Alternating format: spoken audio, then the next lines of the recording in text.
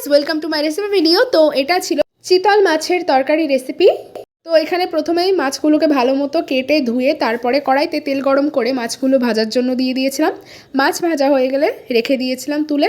তারপরে আলুগুলোকে কেটে সুন্দর করে ভেজে নিয়েছিলাম সেই একই তেলে। লবণ হলুদ দিয়ে ভালো করে আলুগুলোকে ভাজা হয়ে যাওয়ার পর আলুগুলোকেও আলাদাভাবে নামিয়ে রেখেছিলাম একটা পাত্রে।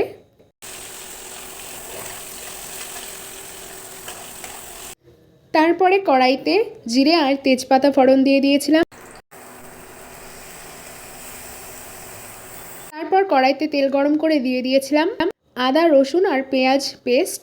তারপর একটু ভালো করে নাড়িয়ে চাড়িয়ে পরিমাণ মতো দিয়ে দিয়েছিলাম লঙ্কা গুঁড়ো, হলুদ গুঁড়ো। তারপর লঙ্কা গুঁড়ো হলুদ গুঁড়ো দিয়ে দেওয়ার পর ভালোভাবে নাড়িয়ে চাড়িয়ে ভালো করে কষিয়ে নিয়েছিলাম। মশলাটা ভালোভাবে কষে গেলে তেল ছেড়ে দিয়ে তার মধ্যে দিয়ে দিয়েছিলাম পরিমাণ মতো জল আর ভেজে রাখা আলুগুলো দিয়ে দিয়েছিলাম একটু পরে। তারপরে দিয়ে দিয়েছিলাম ভেজে রাখা মাছগুলো। তারপরে আবারও একটু পরিমাণ মতো দিয়ে দিয়েছিলাম লবণ।